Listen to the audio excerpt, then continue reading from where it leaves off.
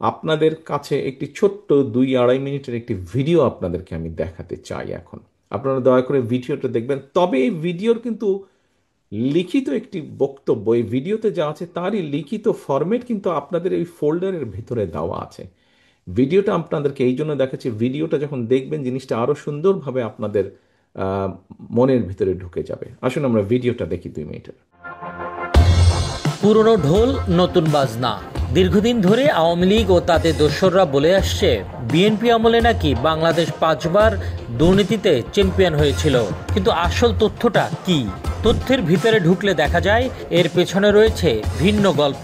1995 থেকে 2012 সাল পর্যন্ত ট্রান্সপারেন্সি ইন্টারন্যাশনাল দুর্নীতির ধারণা সূচক সিপিআই প্রকাশ করত এক ভিন্ন পদ্ধতিতে।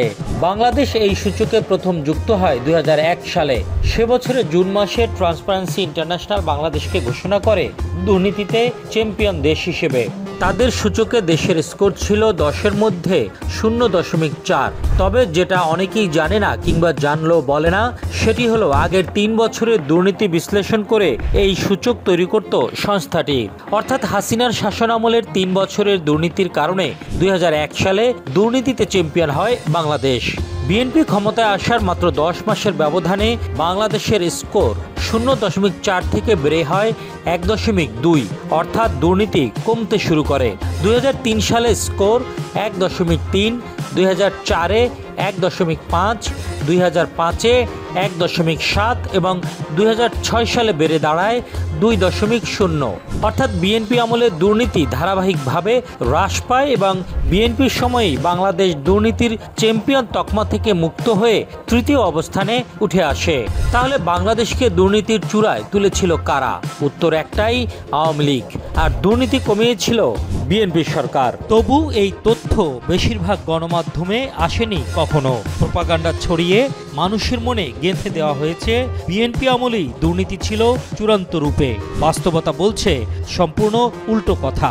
2012 সালে ট্রান্সপারেন্সি ইন্টারন্যাশনাল তাদের র্যাঙ্কিং পদ্ধতি বদলে ফেলে, যে কারণে আওয়ামী লীগ আমলে বাংলাদেশের অবস্থান নিচ থেকে 25 থেকে 30টি দেশের উপরে উঠে আসে। যদিও গত 15-16 বছরে ব্যাংক লুট হয়েছে, $200 বিলিয়ন পাচার হয়েছে, বিদেশে তৈরি হয়েছে বেগমপাড়া, পানামা পেপারসে এসেছে মন্ত্রীদের নাম, আর হাসিনার সরকারের সময় তৈরি হয়েছে বাঁশের রাস্তার ইতিহাস।